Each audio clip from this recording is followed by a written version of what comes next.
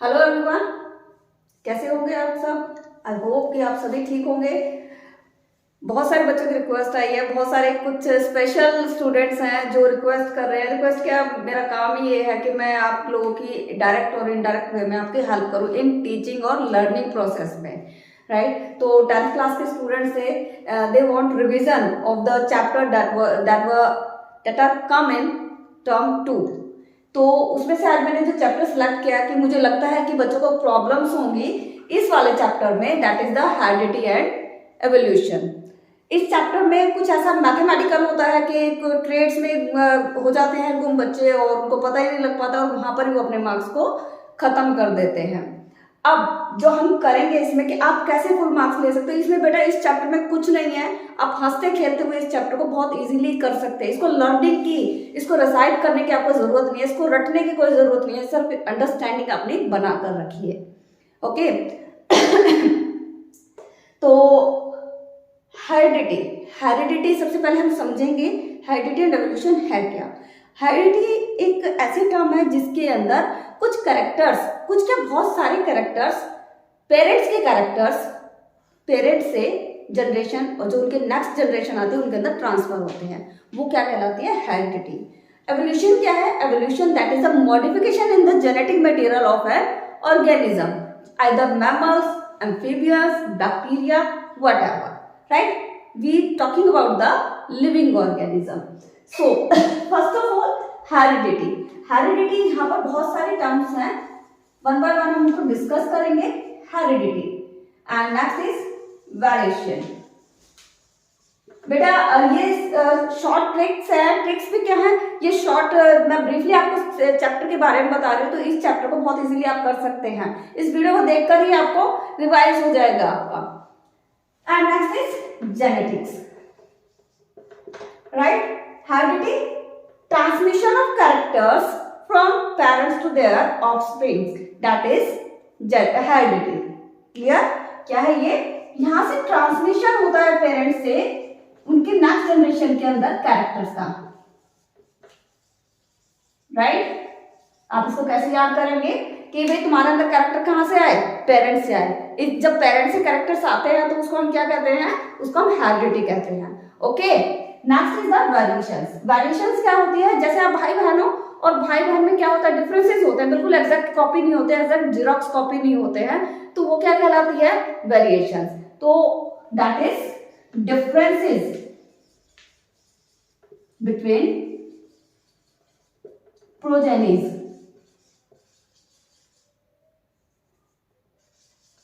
Progenies क्या होती है, that is the generations. Clear? Now next हमारे पास टर्म है जेनेटिक्स। जेनेटिक्स क्या कहलाती है, this is the study of heredity and variation that we call genetics, right? Study of heredity and variations. Clear? And किसने दी ये term, that was given by Gregor Mendel, right? Gregor Mendel ने, इसको हम जी Mendel के नाम से भी जानते हैं। क्लियर हुआ आपको। Transmission of characters from parents to their offsprings. Offsprings क्या होते हैं, आप लोग ही, जो भी उनकी नेक्स्ट जनरेशन होते हैं, उनके संतानें होते हैं, उसको हम क्या कहते हैं, ऑफस्प्रिंग्स कहते हैं। जैसे पेरेंट्स से बच्चों के अंदर कैरेक्टर्स आते हैं genetically, that is heredity. Clear हो गया होगा, बहुत ही शॉर्ट है ये और बहुत ही इजी है। टर्म किसने दी थी, ग्रेगर मेंडल ने, राइट। ग्रेगर मेंडल के बारे में मैं थोड़ा सा बताना चाहूंगी। Gregor Mendel Nobel prize awarded थे एंड जो इनके बारे में थोड़ा सा जानना चाहेंगे तो ये क्या हुए थे, ये अपने एजुकेशन के एग्जाम में फेल हो गए थे, तो उदास होकर ये वापस अपने मॉन्स्ट्री में आ गए थे।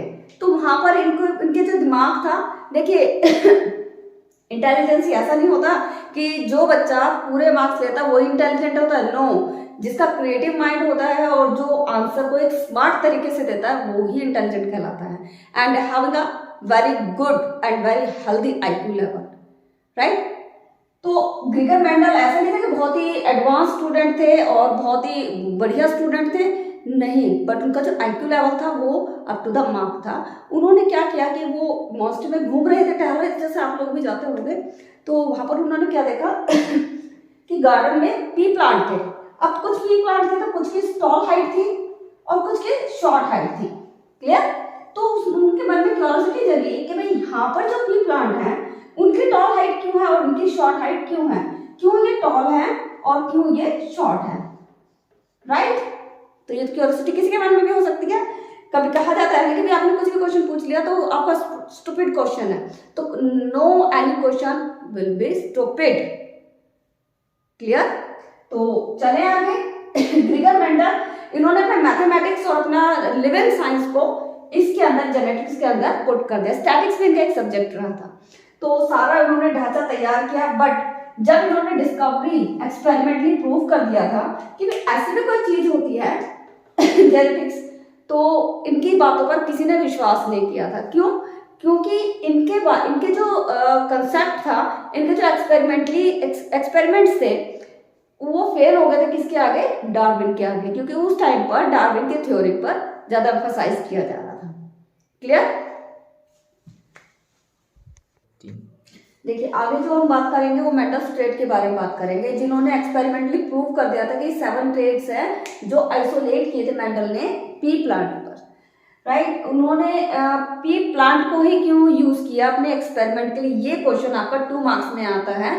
क्या पूछा जाता है? Why Mendel choose P plant for his experiment? Because इसमें जो ट्रेड्स थे वो इजीली विजिबल थे। विजिबल ट्रेड्स जो थे हमारे 7 थे, राइट। इसको हम इजीली आइडेंटिफाई कर सकते हैं, तो ये कारण था।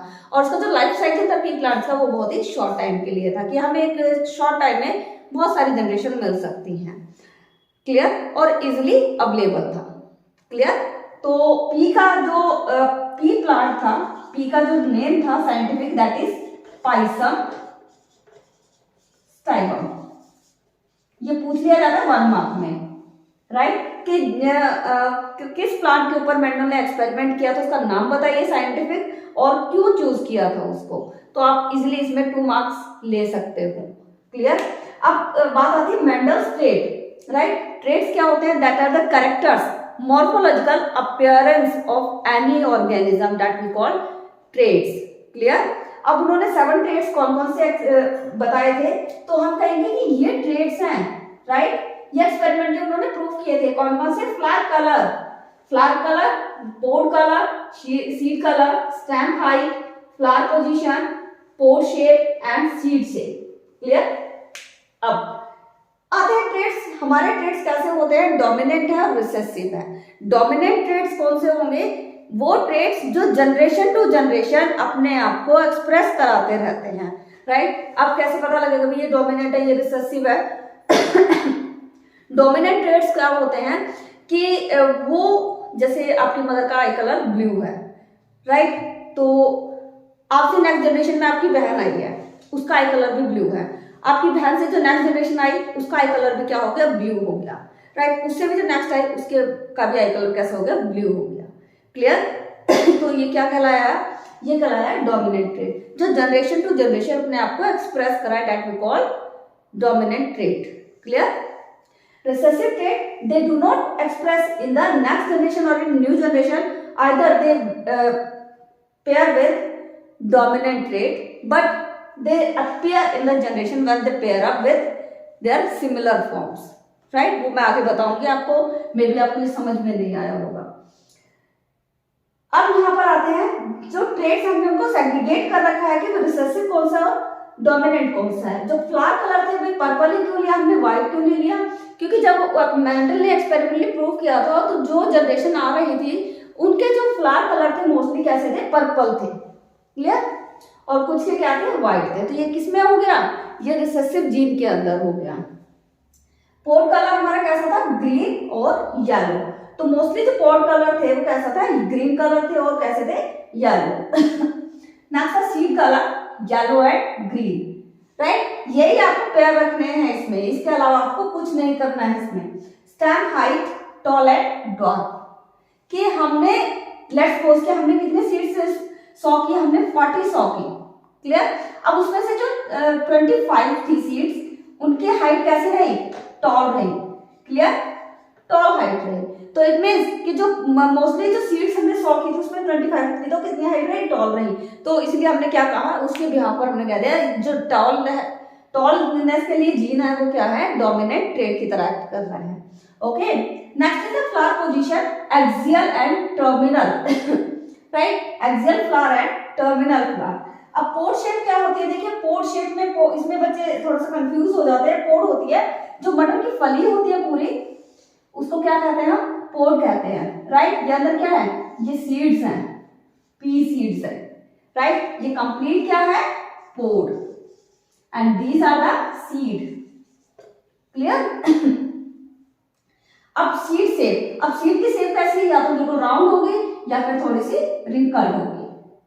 ओके, अब एक चीज और मैं स्किप कर रही हूँ, थोड़ा सा इसके बारे में बता देती हूँ। एक्सियल एंड टर्मिनल, जैसे कोई भी ब्रांच है, एक्सियल फ्लावर, राइट, टर्मिनल एक ही पॉइंट पर, जैसे इसके ऊपर ही ग्रो करना, पॉइंटेड होना, अपेक्स पर ग्रो करना, दैट इज द टर्मिनल। और एक्सियल कैसे होंगे, साइड में होंगे, राइट। तो वो ज्यादा से प्लांट्स वहां पर ग्रो हुए, क्लियर। नेक्स्ट आता है सीड शेप, ये मैंने बता दिया आपको, ये कैसी है, स्मूथ, और ये कैसी है, कंस्ट्रक्टेड, मुरझाई हुई सी, झुर्रियादार, उसको हम क्या कहेंगे, constructed.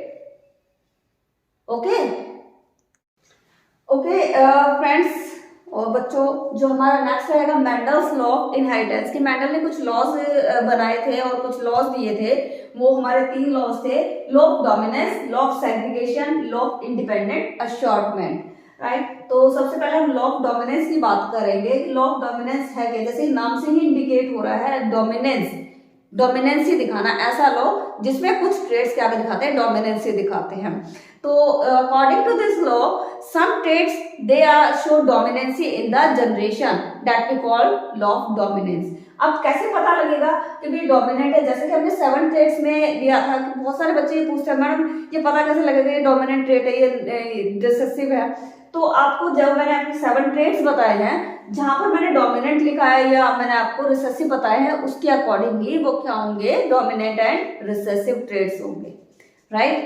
Okay, now law of dominance, इसमें हम कोई भी ट्रेट लेते हैं, आप लोग भी आप मुझे बता सकते हैं कमेंट बॉक्स में, आप वहां पर भी मुझे बता सकते हैं मैम इस ट्रेट का कैसे होगा, सबके लिए सेम होगा, किसी के लिए कोई डिफरेंट नहीं होगा, क्लियर। तो लॉ ऑफ डोमिनेंस में क्या होगा कि कोई भी ट्रेट क्या करेगा, डोमिनेंसी शो करेगा जनरेशन में। Law of segregation, law of segregation according to this law gametes chromosomes and genes they occur in paired form, right, paired form में वो पाए जाते हैं। जैसे कि आपको पता है कि जो सेल है, एनिमल सेल है, having this is the nucleus है and contain 46 chromosomes. When we pair these chromosomes, approx 23 pair, right? But at the time of gamete formation, these paired traits they are segregate with each other, right? एक दूसरे से segregate हो जाते हैं, chromosomes भी हो जाते हैं और क्या हो जाते हैं, genes भी एक दूसरे से segregate हो जाते हैं, and they form gamete, and each gamete contain 23 and 23 chromosomes. Clear. तो सेग्रीगेशन के टाइम पर क्या होता है कि जो भी पेयर्ड जीन्स होते हैं वो क्या हो जाते हैं, सेग्रीगेट हो जाते हैं। Next is the law of independent assortment. Independent assortment क्या कहता है कि when the gametes they fuse with each other in the generation they assorted independently. ऐसा नहीं है कि पहले एक होगा उसके बाद दूसरा होगा, no, there is no any sequence, they assorted independently. Clear. Okay, next we are talking about the crossing that was given by Mendel, right? Crossing क्या होती है, क्रॉसिंग में जिसमें हम गैमेट्स फ्यूज होते हैं और नेक्स्ट जनरेशन की फॉर्मेशन होती है, तो देयर इज मोनोहाइब्रिड क्रॉस, इसको इरेज कर देते हैं, एंड डाइहाइब्रिड क्रॉस। क्लियर, समझ में आया बेटा? प्लीज ज्यादा से ज्यादा इसको शेयर कर दीजिए, क्योंकि मैं अपना आप लोगों के लिए टाइम निकाल कर वीडियो को अपलोड करूँ ताकि आप बच्चे बहुत अच्छे से मार्क्स ले सकें। और मुझे कमेंट बॉक्स में जब भी आपका एग्जाम होगा तो आपकी जो भी क्वेरी होगी आप मुझे जरूर बताएंगे, ताकि मैं उस चीज को और मैं आपके लिए इम्प्रूव करवा सकूं और आपको हायर मार्क्स स्कोर करने के लिए आपकी हेल्प कर सकूं। ये मेरा मोटिव है। प्लीज लाइक भी करिए और शेयर भी करिए। देखिए बच्चों, कल जो हमारा टॉपिक रहेगा नेक्स्ट वीडियो में हमारा रहेगा टाइप्स ऑफ क्रॉसिंग। ये टॉपिक आपको इम्पोर्टेंट है आपके लिए और आपके एग्जामिनेशन पॉइंट ऑफ व्यू से बहुत ज्यादा इम्पोर्टेंट है, क्योंकि इस बार इसमें से ये क्वेश्चन आएंगे, क्योंकि ये चैप्टर ऑलरेडी डिडक्ट हो चुका है। मीन्स इसका कुछ जो पोर्शन है वो डिडक्ट कर दिया गया, रिड्यूस कर दिया गया आपके कन्वीनियंस के लिए। तो कल जो हम पढ़ेंगे monohybrid and dihybrid cross. Thank you so much for your support.